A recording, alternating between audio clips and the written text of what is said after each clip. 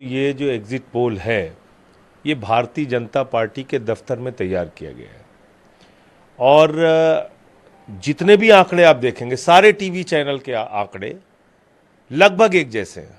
Exit poll का मजाक बना दिया है आपने। मैं तो हैरान हूं कि सिर्फ 400 क्यों दिया। 700 सीट दे सकते थे बीजेपी को। अखंड भारत से उनकी 700 सीटें आ सकती हैं।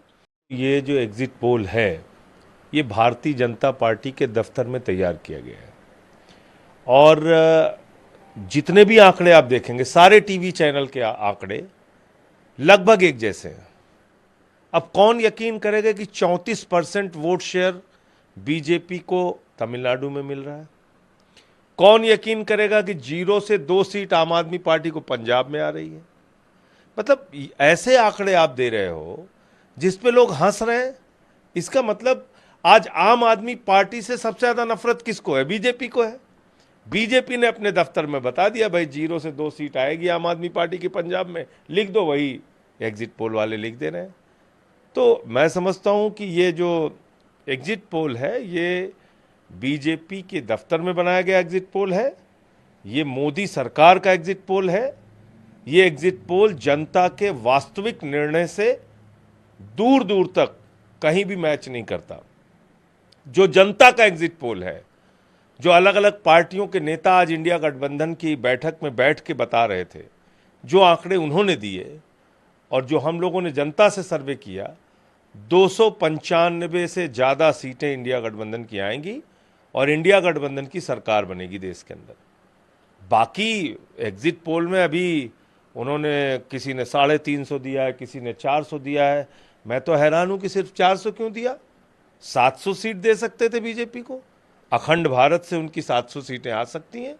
पाकिस्तान से 100 आ जाएंगी, नेपाल से 50 आ जाएंगी, 50 अफगानिस्तान से भी मिलेंगी, 50 बांग्लादेश से मिल जाएंगी, 30-35 श्रीलंका से आएंगी, 20-25 थाईलैंड से आ जाएंगी, कुछ इंडोनेशिया से आ जाएंगी। पूरे अखंड भारत से 700 सीट दें बीजेपी को। एग्जिट पोल का मजाक बना दिया है आपने। भाई इसके पीछे की क्या वजह है?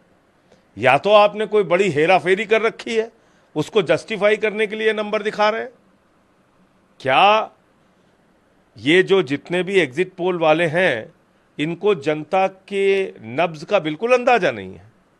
पूरे उत्तर प्रदेश में मैं गया प्रचार के दौरान, महाराष्ट्र में गया, बिहार के आंकड़े सामने, मतलब झारखंड, कहीं भी आप चले जाओ, लोगों में गुस्सा है, नाराजगी है, महंगाई को लेके, बेरोजगारी को लेके, आरक्षण और संविधान को बदलना चाहती है बीजेपी, इस बात को लेके नाराजगी थी।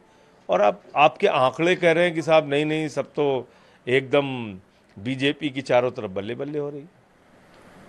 आज कौन आवास पर एक महत्वपूर्ण बैठक थी इंडिया ब्लॉक की। अरविंद केजरीवाल, भगवंत मान, वैभव चड्ढा, मानता 295 का वहाँ आंकड़ा निकल कर आया, 295 प्लस। ये आंकड़ा कहाँ से आया और इस आंकड़े को लेकर क्या कहेंगे? ये जितने भी नेता बैठे थे उनका जो जनता के बीच का जो सर्वे था उसके आधार पे आंकड़े बताया तो मैंने आपको कि 295 के आंकड़े इंडिया गठबंधन की बैठक में जो अलग अलग पार्टी के नेताओं ने बताए उसके हिसाब से आए सामने।